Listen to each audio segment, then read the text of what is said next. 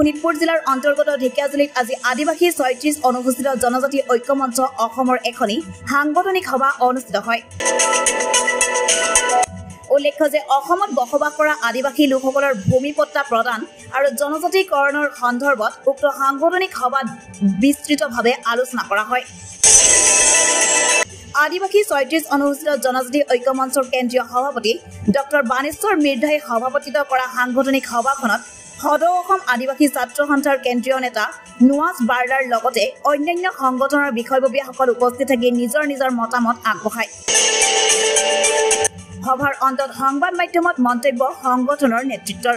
আমি আমাৰ সমগ্ৰ অসম আদিবাসী সমাজক এটা বাৰ্তা দিব বিচাৰিছোঁ যে আমি আদিবাসী ৩৬ অনুসূচিত জনজাতীয় ঐক্য মঞ্চ যোৱা 17/8 তাৰিখে আমি 17/8/2025 তাৰিখে আমি গুৱাহাটীত এখন সভা পাতিছিলোঁ আৰু সেই সভাৰ মৰ্মে আমাৰ মুখ্যমন্ত্ৰী ডাঙৰীয়াক এটা নজফীয়া এটা আমি দাবী পত্ৰ আমি স্মাৰক পত্ৰ প্ৰেৰণ কৰিছিলোঁ আৰু আমি সেই দাবী পত্ৰৰ মাধ্যমত আমি জনজাতিকৰণৰ যিটো নেকি আমাৰ সমস্যা আছে, আমাৰ যিটো নেকি অসম চৰকাৰ তথা ভাৰত চৰকাৰে যিখিনি আমাক এই জনজাতি সমস্যাৰ ওপৰত যিখিনি এটা মানে বৰ্তমান এটা কৰি ৰাখি দিছে যে কামখিনি আগবাঢ়ি আছে, কিন্তু কিমান কাম আগবাঢ়িছে আমি সেই সম্পৰ্কে এটা ভালকৈ অৱগত হ'ব পৰা নাই।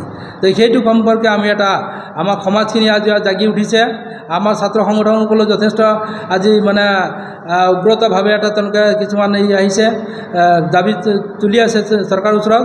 তো আমি অসম চৰকাৰ তথা ভাৰত চৰকাৰক এটা দাবী জনাইছোঁ যে যাতে জনজাতিৰ সমস্যাটো অতি শীঘ্ৰে সমাধানৰ এটা পথ লওক, আৰু নহ'লে কিন্তু অসমত এটা সঁচাকৈ বৰ এটা জঙ্গী আন্দোলনেৰে সমাজখিনিও যেতিয়া লাগি যাব, এখন ডাঙৰ এটা জঙ্গী আন্দোলনৰ সৃষ্টি হ'ব।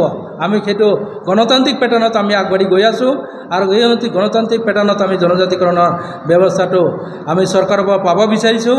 আৰু সেই মৰ্মে আমি আদিবাসী ৩৬ অনুসূচিত জনজাতি ঐক্য মঞ্চৰ আমি অসমৰ পৰা এটা 22জনীয়া এটা সজাতি দল আমি ভাৰত চৰকাৰৰ ওচৰত এটা আপিল কৰিব আমি গৈ আছোঁ অহা 29 আগষ্ট তাৰিখে। তো আমি ভাৰত চৰকাৰৰ ওচৰতো আমি এই দাবী তুলিম। আমাৰ প্ৰধানমন্ত্ৰী তথা আমাৰ ৰাষ্ট্ৰপতি তথা আমাৰ জনজাতি পৰিক্ৰমা মন্ত্ৰী ডাঙৰীয়াক আমি সাক্ষাৎ কৰিম। আমাৰ গৃহ বিভাগৰ অমিত শ্বাহ ডাঙৰীয়া দেৱকো আমি সাক্ষাৎ কৰিম আৰু সাক্ষাৎ কৰি আমি আমাৰ জনজাতি সমস্যাটো অতি সোনকালে সমাধান হ'ব লাগে, তাৰ কাৰণে আমি দাবী তুলিম। আমি আদিবাসী ৩৬টা জনগোষ্ঠীক আহ্বান কৰা আজি সভাত মই উপস্থিত হৈছোঁ আৰু তেখেতসকলৰ লগত আজি আলোচনাত মিলিত হৈছোঁ। আৰু আপোনালোকে সকলোৱে জানে যে আমি সদৌ অসম আদিবাসী ছাত্ৰ সন্থা আশা লগতে অসমৰ বিভিন্ন দল সংগঠনে আমি দীৰ্ঘদিন ধৰি জনজাতিকৰণ কাৰণে আমি গণতান্ত্ৰিকভাৱে আমি আন্দোলন কাৰ্যসূচীবিলাক আমি লৈ আছোঁ। চৰকাৰক স্মাৰক পত্ৰ আমি প্ৰদান কৰি আছোঁ।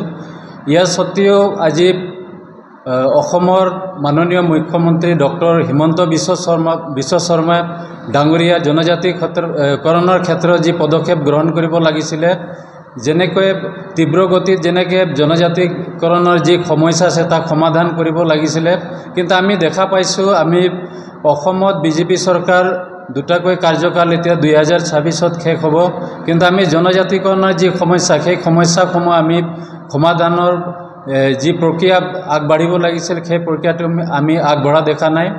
সেইকাৰণে আমি আদিবাসী ৩৬টা সংগঠন লগতে সদৌ অসম আদিবাসী ছাত্ৰ সন্থা আশাই আমি অসম চৰকাৰ তথা ভাৰত চৰকাৰক আমি এইখিনি আমি আহ্বান জনাব বিচাৰি আছোঁ যে আলোচনাৰ মাধ্যমতে হওক বা যিকোনো প্ৰকাৰে হওক বা যিকোনো পদক্ষেপ গ্ৰহণ কৰিব লাগিলে কৰক, কিন্তু আমাক 2026ৰ আগে অসমত বসবাস কৰা যি ৩৬টা যি বিল 2019ত ৰাজ্যসভাত উত্থাপন কৰা হৈছে, সেই বিলৰ ওপৰত ভিত্তি কৰি অতি শীঘ্ৰে জনজাতিকৰণ দিব লাগে।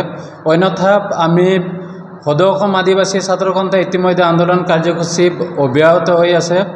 ৩৬টা জাতি জনগোষ্ঠীও এওঁলোকেও ভাবিছে যদি 26ৰ আগে যদি অসমৰ আদিবাসীসকলক জনজাতিকৰণ প্ৰদান কৰা নহয়, তেতিয়া কিন্তু এটা বৃহৎ এটা গণ আন্দোলন হোৱাৰ এটা আশংকা আছে সৃষ্টি হ'ব আৰু ইয়াৰ কাৰণে একমাত্ৰ আমাৰ অসম চৰকাৰ তথা অসমৰ মাননীয় মুখ্যমন্ত্ৰী ডাঙৰীয়া জগৰীয়া হ'ব।